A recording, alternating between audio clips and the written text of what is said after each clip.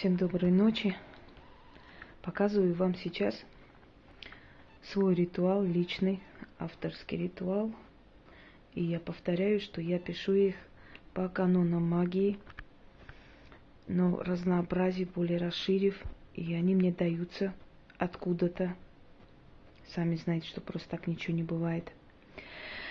Так вот, этот ритуал называется «Круг врагов».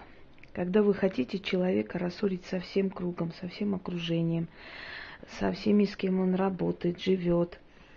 Если это ваша бывшая свекровь, которая сделала вам больно, сделала больно вашей дочери, ваша бывшая родственница,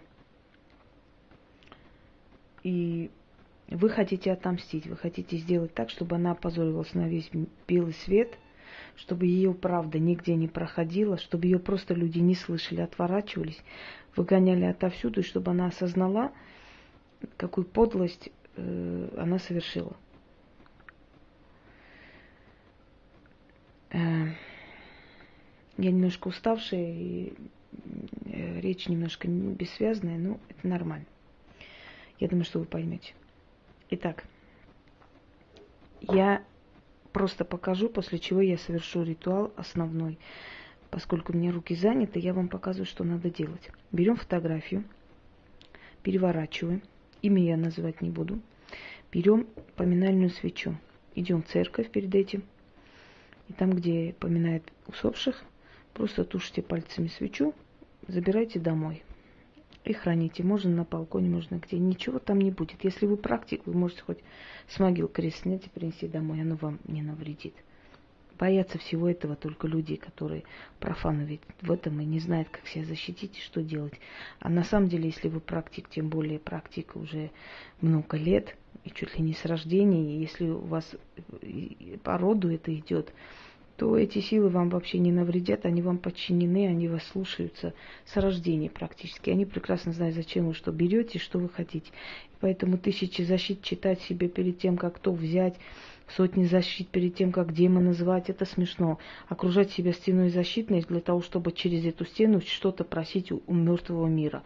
Но это только дураки и люди, которые фантасты, пишут вот подобные книги. Так, послушайте меня. Поминальная свеча принесли, поставили на фото. Берете нож, естественно, ритуальный. Можете серп. Острое, что у вас есть ритуального, берете. Перед каким изваянием это делать? Я делаю перед Бафометом, поскольку я уже объясняла, кто он такой и так далее. Вдаваться в подробности не буду снова. Вы можете просто стелить черную ткань, брать свечу. Если у вас нет поминальной свечи, поставьте черную свечу. Но если поминальной свечой, идет удар сразу же.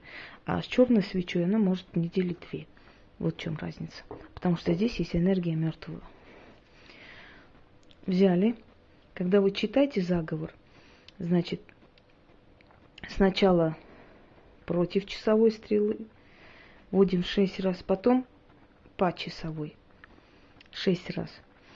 В общем, вводите и читаете, вводите и читаете от 6 до 13 раз. Я читаю 1 раз, а после выключу, сделаю эту работу. И далее продолжим. Итак, черчу вражий круг вокруг тебя. Черный, страшный круг. Кто тебе друг, станет врагом. Кто был сосед, волком станет. Отверну тебя от всех и вся, от друзей и родных. Как людям противно дерьмо, так ты станешь людям противно. От тебя лицо отвернут. Возненавидят. Посылаю черных духов в твою жизнь и приказываю им твою жизнь разрушить.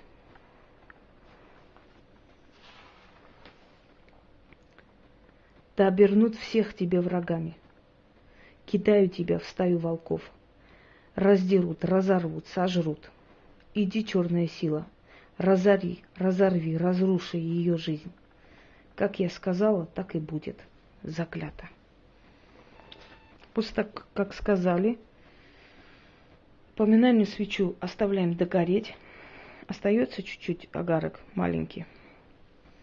Вместе с этой свечой берем, черную ткань, обернули, отнесли и захоронили не на кладбище, а прям возле кладбищенских оград. То есть не возле ворот, а где вот идет общая ограда, кладбище. Посмотрите, где вас никто не видит. Это можно делать днем. Оставляем 13 монет. Вот там покопали, возьмите там ложечку или что вы там чем будете копать. Значит, закопали туда, прям возле ворот, вот впритык. Открыли водку, сверху вылили чуть-чуть, поставили 13 монет, желательно медных, не белых, медных десятки. 130 рублей у вас получается, да? Если в другой стране тоже найдете монеты. Монеты не найдете, возьмите 13 сладостей, конфет. Но чтобы их было под 13, потому что там идут 13 песов, и никого из них обижать нельзя.